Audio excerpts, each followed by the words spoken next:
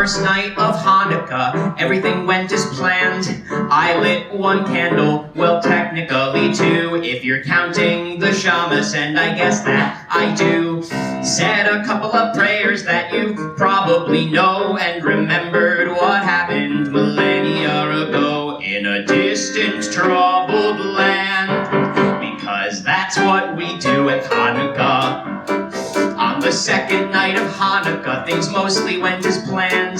I lit 2 candles, well technically 3, since if I were a shamus then I'd want to count me. Gave a gift to the cat, though I'm not sure what for. Then I ate some sufganya that I got from the store, and remembered what happened millennia ago in a temple surrounded by sand. Because that's what we do at Hanukkah, for 8 straight nights every year at Hanukkah. On the 3rd night of Hanukkah, nothing happened, which should have been a sign.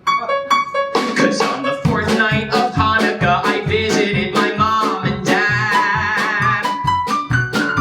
Since cousin Anya was in town with her twins, Gabrielle and Chad. Who names a Jewish kid Chad? The kids are little terrors, Anya, I can take or leave. And I don't much like her husband, it's the douchebag from Tel Aviv, who isn't here, thank God. He's out of town on business. And great Uncle Saul, who's nearly 97, is sitting on the couch with a tumbler of scotch because the Saints are playing Denver, and you know he's gotta watch. Yeah, we're all aware of the irony, an old Jew who roots for the Saints. My dad is in the kitchen with potatoes and a grater, 36 potatoes that we're gonna need later.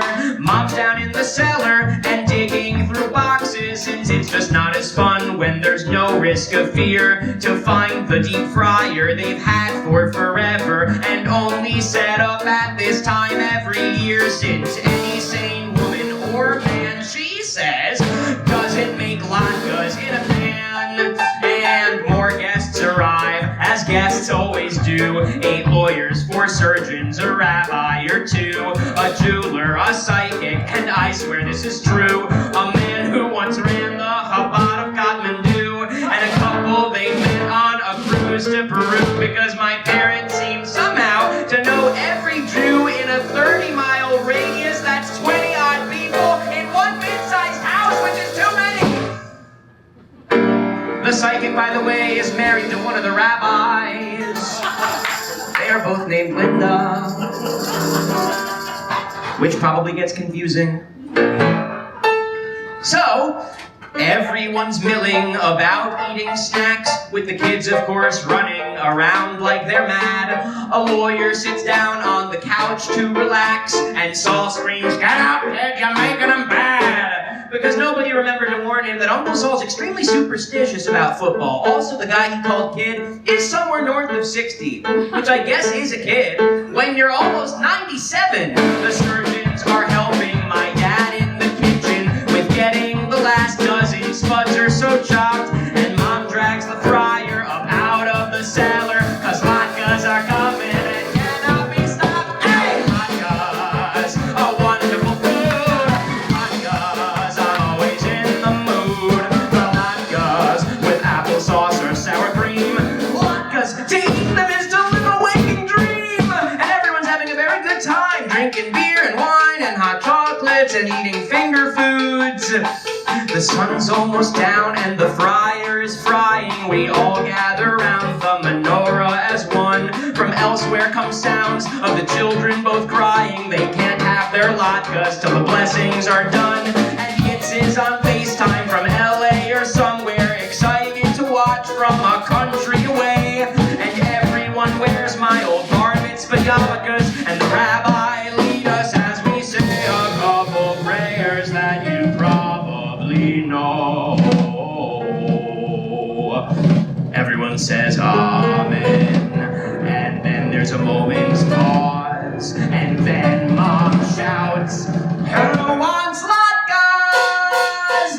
And Gabrielle and Chad squirt from Anya's embrace, but they're not so coordinated, both being 5, so they weave through our legs like they're running a race. But a bit more like cars, they don't know how to drive. Get out of the way, Mom says, warning the people, but one can move cause the kitchen is packed. So they try squeezing into the walls and the counter with stomachs sucked in, but that can't change the fact that the kids push on through to where mom's got the latkes, and Anya runs after them, iPad in hand, with the institutes on FaceTime and shouting in Hebrew, whatever he's saying I don't understand. So Anya, pursuing her children gone loco by accident, elbows some guy in the face, a lawyer I think, who is drinking some cocoa, which means that he spills it all over the place. It gets on the people, it gets on the table, it gets on the walls, and it gets on the floor. The spilled on starts screaming words unfit for cable, despite that the cocoa's not hot anymore. The wife of the couple my parents met cruising yells, Jesus, I just bought this top, now a stain? Her husband steps forward and suddenly losing his balance from slipping is down in pain.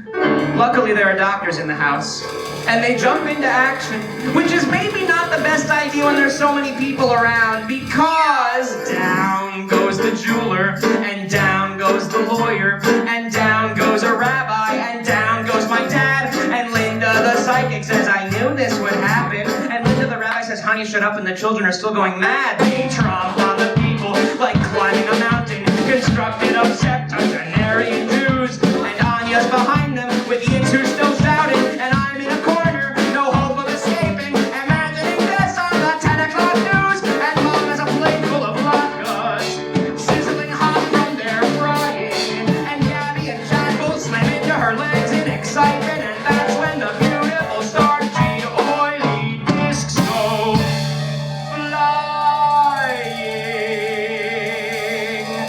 end over end, in a gorgeous acrobatic display, straight into the menorah, knocking it over.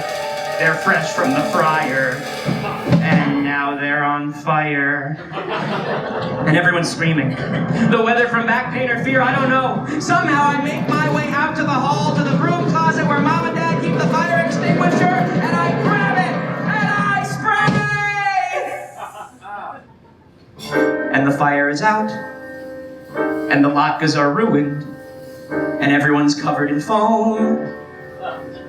All of the 20-odd Jews in one mid-sized suburban home.